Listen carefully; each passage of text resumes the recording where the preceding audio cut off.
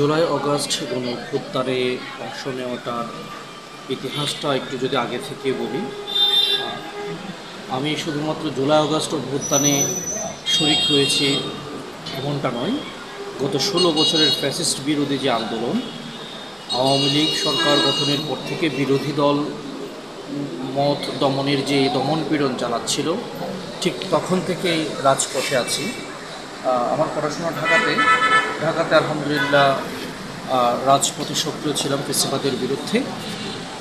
তখন থেকে ফেসিবাদ বিরোধী যে একটা নিজের মধ্যে স্পৃহা, ফেসিবাদ বিরোধী যে মনন, ফেসিবাদ বিরোধী রাজনীতির যে দর্শন, সেটা লালন করে আসছে দীর্ঘকাল থেকে।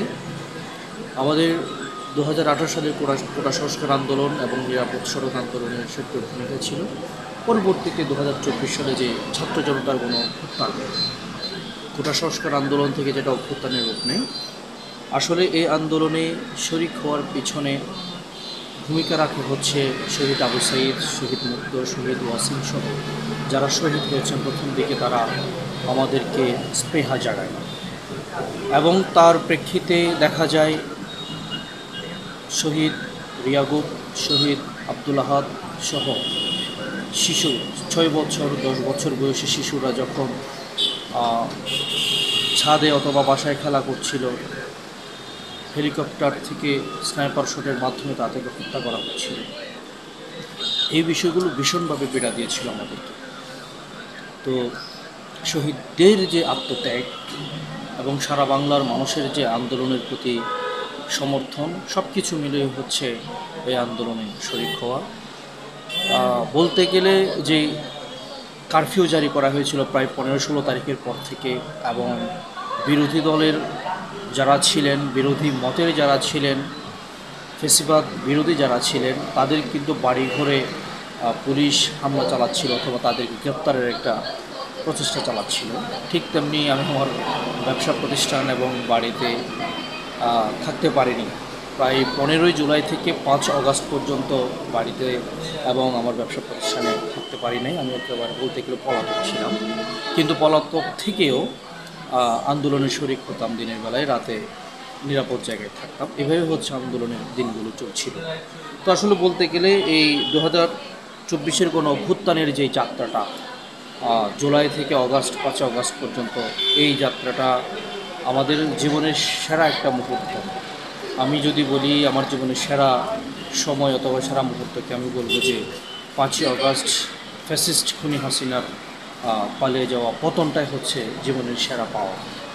আমরা তো 71 দেখিনি, আমরা 2024 দেখেছি, এবং 24 একজন মাঠে থেকে ভূমিকা রাখতে পেরেছি, মাঠে থাকতে পেরেছি, এটা হচ্ছে সবচেয়ে বড় অর্জন।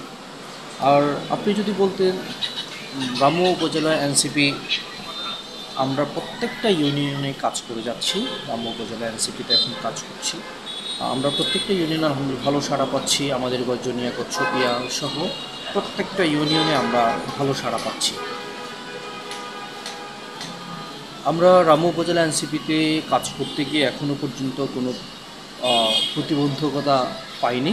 আমরা আমাদের সাংগঠনিক কার্যক্রম, আমাদের কেন্দ্রীয় নির্দেশনার আলোকে, দৃষ্টিভঙ্গির আলোকে আমরা কাজ করে যাচ্ছি।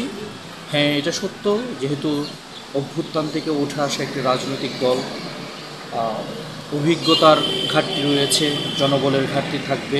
আমরা সব কিছুকে মোকাবেলা করে ইনশাল্লাহ বাংলাদেশে 24-এর অভ্যুত্থানকে ধারণ করে নতুন বাংলাদেশ নির্মাণে, নতুন রাজনৈতিক বন্দোবস্তের যে রাজনীতির আমরা স্বপ্ন দেখেছিলাম, ফেসিবাদ ব্যবস্থার বিলোপের যে স্বপ্ন দেখেছিলাম, সেই স্বপ্নকে ধারণ করে রামু উপজেলা এনসিপি কাজ করে যাবে।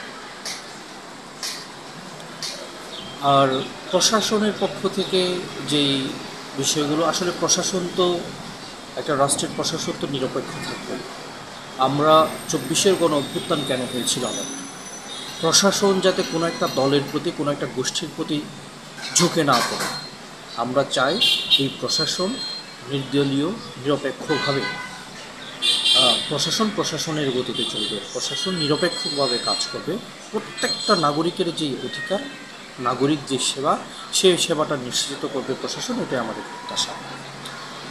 জাতীয় নির্বাচনে এনসিপি কক্সবাজারে এখনও পর্যন্ত কোনো আসনে প্রার্থিতা ঘোষণা করেন নাই।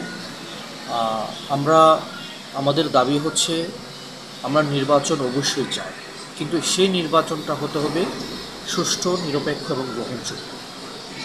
এই গ্রহণযোগ্য নির্বাচন আমাদের 53 বছরের ইতিহাস, আমরা বারবার হোঁচট খেয়েছে গণতন্ত্র। যে দল ক্ষমতায় আসে সেই দল নির্বাচনকে ম্যানিপুলেট করার ষড়যন্ত্র করে থাকে।